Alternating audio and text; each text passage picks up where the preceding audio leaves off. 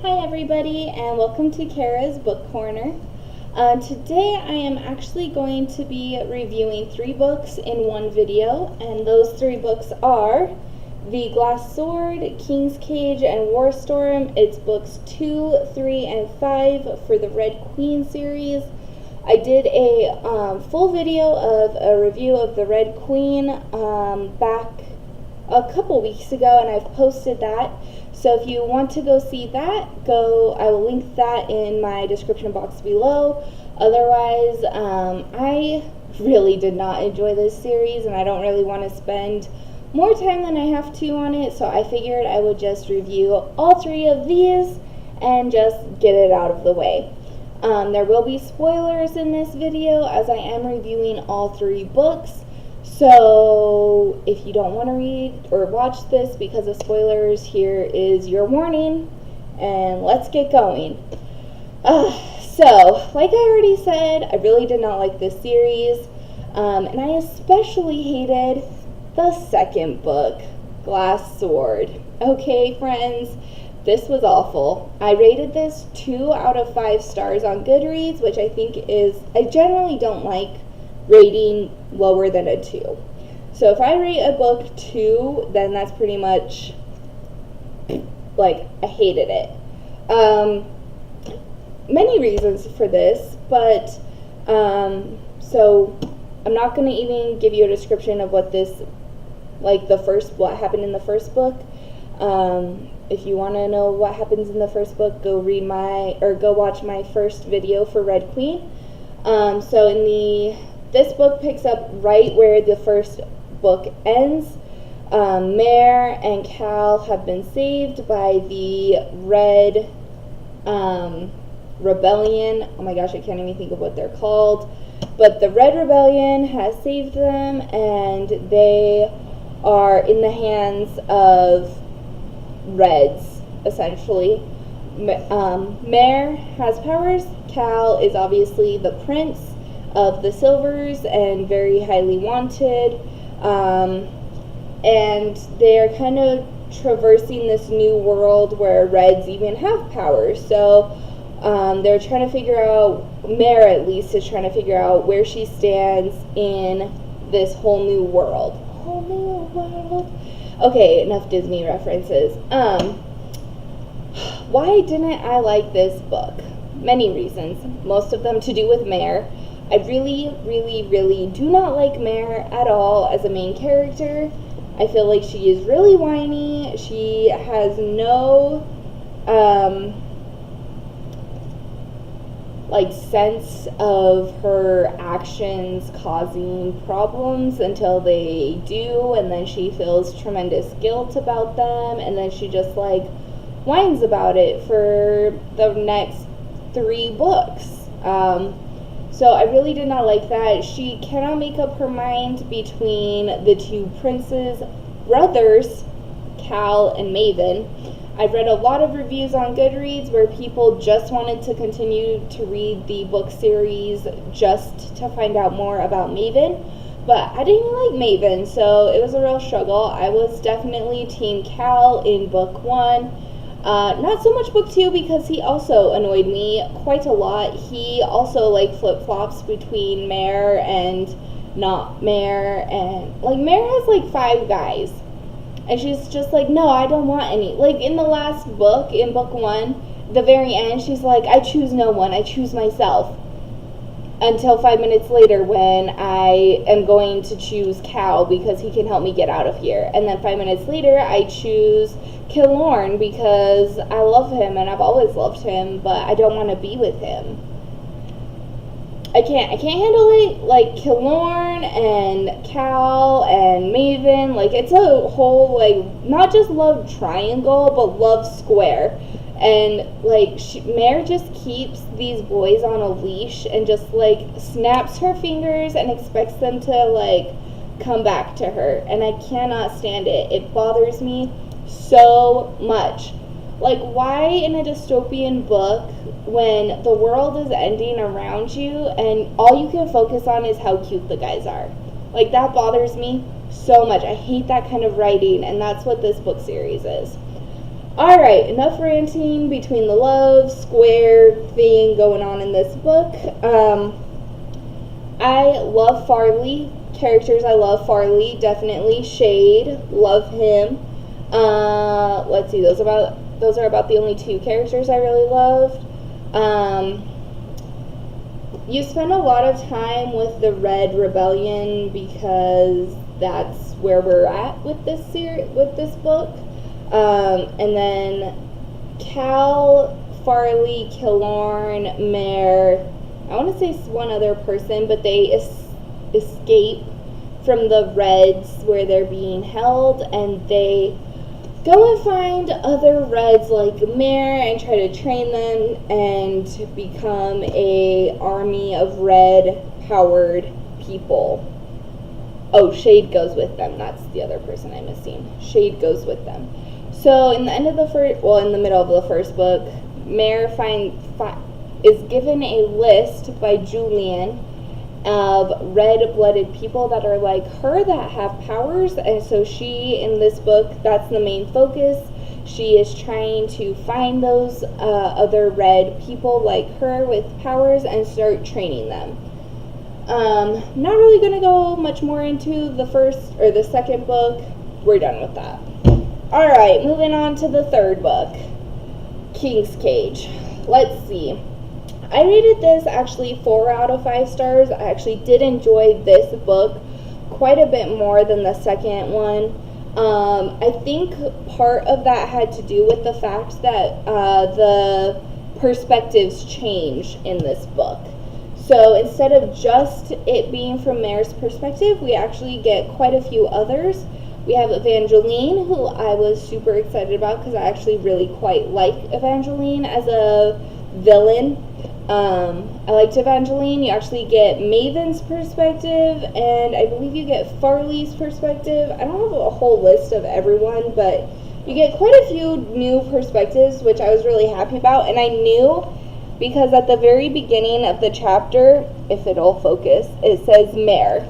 So chapter 1, Mare, and I instantly knew that we were getting new perspectives, and I was so excited about it because if this whole video hasn't taught you enough, I really don't like Mare. Alright, so moving on. The end of the second book, Mare gets captured by Maven, and so that's kind of why I think she splits up and does the different perspectives, because now Mare is in the palace with Maven, and everyone else is with the Red Rebellion, including Cal. And so you get like what's going on in the palace and then what's going on for the rebellion. So you do still get quite a bit of Mare in this book, I'm not going to lie. She has probably 2/3 of the book still. That's her perspective. But with the interchanging of the other characters, I felt like it was a lot. It was needed, and it really helped the book develop quite a bit. I really love, you don't get Evangeline until here. I marked it because I was so excited. Page 318 is Evangeline's first chapter, and I loved her. Like, the last 2 books really just made me wish that this entire series had been written from Evangeline's perspective. Like, I loved her. I thought she was a great villain. You get her backstory, you see like why she's doing what she's doing, and I thought it was great. So I loved that. You get a lot more backstory with Maven as well, which I think that's why a lot of people in the fandom liked him and wanted to see more, and that's like why they pushed to read the 4th book, was because you do see more of Maven in this book. He is holding Mare captive, and she basically talks to him and only him, and she kind of like gets in his head, he gets in hers. They do a lot of that whole back and forth. I believe it's in this book that he marries the Lakelander princess, which I can't remember her name off the top of my head right now either, but I loved her as well. I thought she was such an interesting character, and the way that whole thing went down was very interesting to me, and I was very excited to read about it.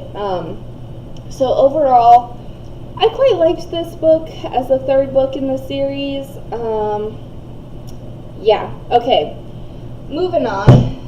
So, main points in that book: Mare's captured for most of it, finally gets saved by the Red Rebellion.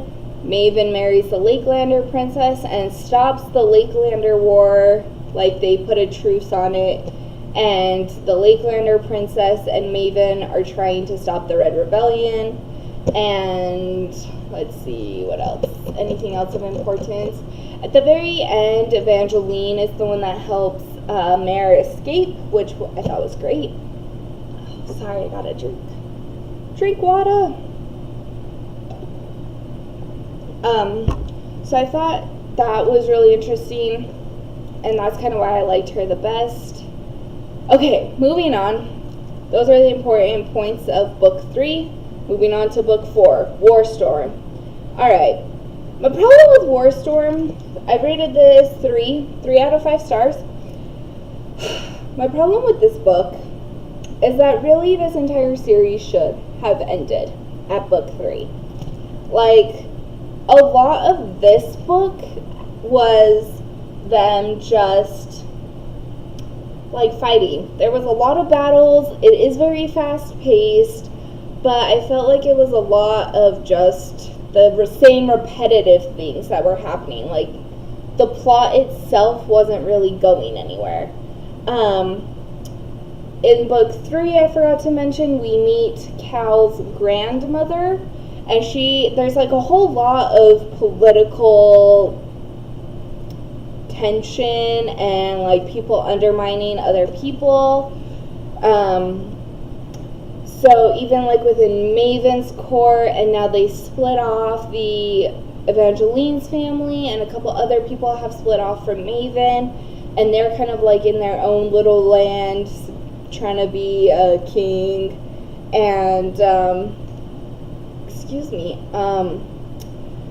so yeah, in this book there's a lot of that same stuff, even more so. So you have even more like political upheaval, a lot of backstabbing, a lot of conniving, and people with their own agendas. So again, you get new perspectives, which was a blessing and a curse, I feel like, in this book. Some things still took me by surprise, but because you're getting so many different perspectives, there's like one part that could have been really shocking, but it wasn't, because you already knew what was happening, because you already got those chapters where they were like meeting to undermine the other person. So it wasn't like as big of a punch as it could have been, I feel like, because you were getting literally like every single person's perspective. So I think that kind of hindered the author a little bit in this book, where I loved it so much in the third book. I felt like it was a little bit detrimental in this fourth book, just for that fact of like no surprise at all. Like, you are being held by the hand, and the author is taking you step by step by step every part of the way. And I also feel like that is also part of the reason I didn't love this book. It was very long. It's a long book. Like, this book, I think, is over 600 pages. It is. It's almost 700 pages. It's 657 pages long. I mean, that's just ridiculous. I did not feel like it needed to be that long, and I felt like it was very unnecessary. Again, I really liked the Lakelander princess and Evangeline. Again, if this series was written from their perspectives, I think it might have been better. But hey, who knows? With the way the author writes, it might not have been. I can definitely say this is probably the worst series I have read in 2018, and I will not be rereading it. Did not enjoy it. I don't really know what else to say, besides giving more things away in this series. Cal and Mare just like piss me off this entire book. They just keep going back and forth. Like there's all these like political things going on, and then Cal gets the opportunity to be the king again, and so he takes it, and then Mare is like, oh my gosh, you can't believe like you've been helping us this whole time, and I thought you were on our side, but now you're not. And he's like, no, I'm still on your side, I still love you. And she's like, but no, if you were really on our side, you wouldn't be the king. That's what we're working for, is no like kings or queens or anything. We just need like a democracy.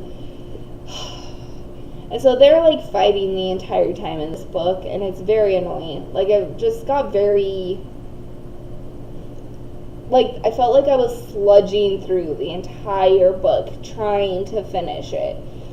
And so yeah, I think a 3 out of 5 stars is a very generous rating from me on this series, where as a whole I did not like it.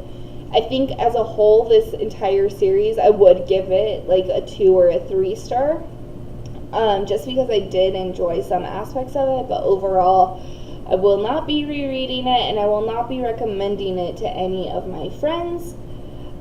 If you agree or disagree with my opinions, go ahead and comment below. If you like this video, go ahead and click the like button and subscribe to my videos. Okay, bye!